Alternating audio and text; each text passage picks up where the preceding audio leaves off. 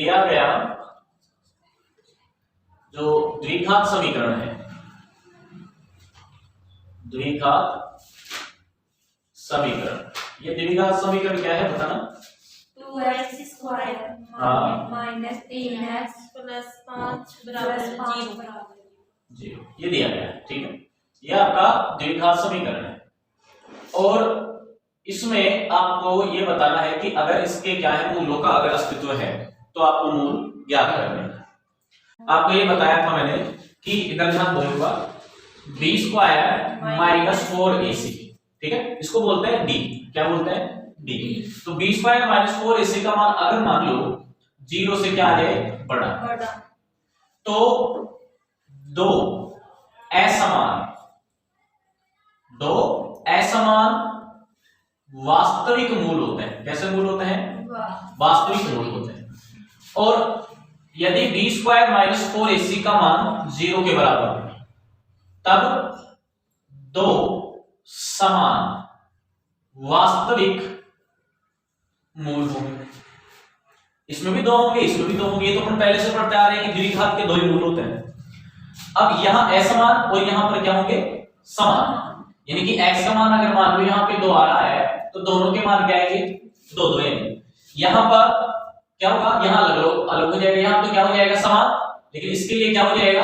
अलग अलग, यानी एक का x का मान जैसे मान लो 2 आ रहा है तो दूसरे का 3 आ जाएगा, 2 नहीं आएगा, अलग अलग आएंगे। असमान का मतलब अलग अलग। और एक तीसरी कंडीशन ये भी खवाए थे कि भाई b स्क्वायर माइनस 4ac इसका मान 0 से क्या हो? 0 से कम। ये चिन्ह किधर ध्यान दो, ये देखो जिस तरफ कम होता है ना, जिस तरफ बंद होता है उस तरफ मान क्या होता है? कम होता है। ये चिन्ह होता है ना, इसमें ये मान कम की तरफ होता है और ये अधिक की ओर होता है।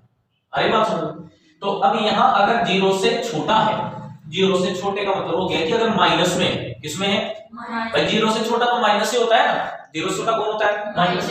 तो अगर 0 से छोटा है तो यहाँ पर मूलों का अस्तित्व नहीं होगा। यहाँ पर क्या लिखेंगे? मूलों का कोई वास्तविक अस्तित्व नहीं होगा। ठीक है, कोई वास्तविक हल नहीं होगा। और जब ऐसा होगा तो अपन मूलों को ज्ञात नहीं करेंगे। लेकिन अगर ये दो स्थिति बनती है तो वहां हम मूलों को क्या करते हैं? ज्ञात करते हैं।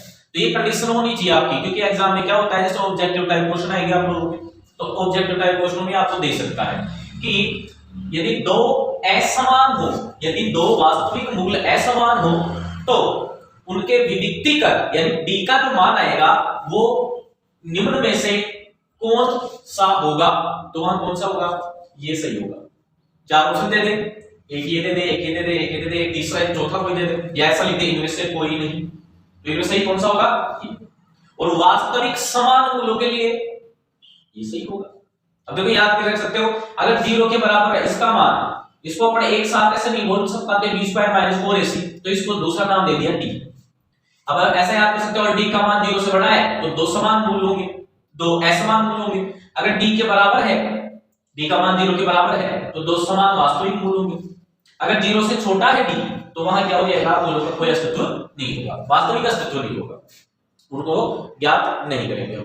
लेकिन अब यहां देखो जैसे ये है, अब सबसे पहला करने का तरीका क्या है कि आप लोग समीकरण 1 दे देंगे इस प्रकार से, और समीकरण 1 की जो तुलना है वो किससे करेंगे? जो हमारा द्विघात समीकरण का जो रूप होता है, व्यापक रूप, जो कि क्या बताया था मैंने? ax square plus bx plus c बराबर 0, यही बताए थे ना।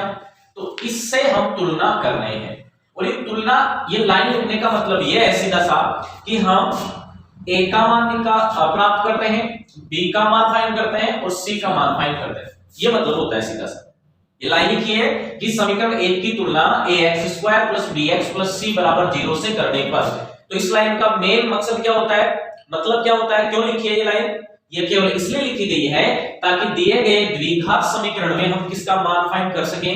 a का मान, b का मान और c का मान फाइंड कर सकें। ठीक, अब a का मान बताओ क्या है? 2। ठीक है, b का मान कितना है? -3 और c का मान है 5। ठीक है, अब हम क्या करेंगे, क्या कि भाई हम जानते हैं कि b स्क्वायर माइनस 4ac, इसको हम फाइंड कर लेते हैं, इसको सोल्व करते हैं। b की वैल्यू कितनी है देखो -3। जहां भी b दिखेगा वहां आपको b की जो वैल्यू है, b का जो मान है -3 ये रखना है, और a दिखे वहां पे 2 पुट करना है, और 3 दिखे वहां, और c दिखे वहां क्या रखना है, 5 रखना है। तो b स्क्वायर यानी कि -3 का स्क्वायर -4, a की वैल्यू है बेटा 2 और c की वैल्यू कितनी है 5। सारे मान रख दिए हमने। हल कीजिए। मैंने आपको बताया था कि माइनस का स्क्वायर, माइनस का जो वर्ग होता है वो हमेशा प्लस होता है, तो ये कितना हो जाएगा, माइनस तो हो जाएगा प्लस, और 3 का स्क्वायर कितना हो जाएगा 9। ये चीज ध्यान में रखना, अगर माइनस की पावर अगर कोई सम संख्या है, क्या है, तो ये हमेशा क्या बनेगा, प्लस में बदल जाएगा। और अगर माइनस की पावर कोई विषम संख्या है, कौन है, यानी कि अगर माइनस के ऊपर कोई विषम संख्या है तो क्या आएगा, माइनस है। अरे बात सुनो, तो यहां पर स्क्वायर हो गया, प्लस बन गया, 3 का स्क्वायर कितना हो जाएगा 9, माइनस 5 दूनी 10 और 10 चौक 40 हो गया। 9 में से 40 को आप घटाओगे, क्यों घटाएंगे, क्योंकि जिसके आगे माइनस लगा होता है वो हमेशा घटाया जाता है।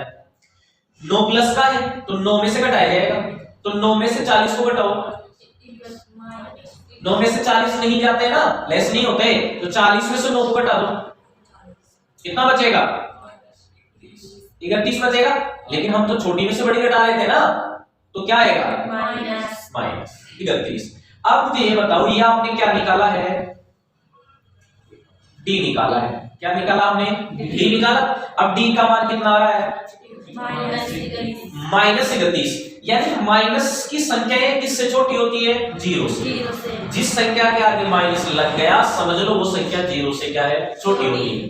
0 से छोटी होती है तो इनमें कौन सी कंडीशन लगेगी, मुझे बताओ, कौन सी कंडीशन लग रही है, ये वाली लग रही है, ये लग रही है, या फिर ये लग रही है, कौन सी वाली कंडीशन लगेगी, नंबर 3 लग रही है कि यहाँ जो मान आ रहा है वो किससे छोटा है, 0 से छोटा है। ठीक, तो हम यहां लिख देंगे, उपरोक्त से स्पष्ट है कि दिए गए द्विघात समीकरण के कोई वास्तविक मूल नहीं होंगे। ठीक है, अब वास्तविक मूल ही नहीं है तो उन्हें अपन ज्ञात भी नहीं कर सकते। अगर वास्तविक मूल होते तो हम आगे ज्ञात करते, और किसकी विधि से ज्ञात करते, या तो गुणनखंड विधि से ज्ञात करते, या पूर्ववर्ग विधि से करते, या एक तीसरी विधि पढ़ी थी हमने कौन सी, द्विघात सूत्र विधि से हम लोग इसके जो है मूल ज्ञात कर सकते हैं। आ रही बात समझ? तो ये प्रश्न यहीं तक होगा। अगर यहाँ पर यह मान 0 से कितना आ जाता है, छोटा आ जाता है, तो ये प्रश्न आगे नहीं होगा। इतना आपको ध्यान में रखना है। ठीक है।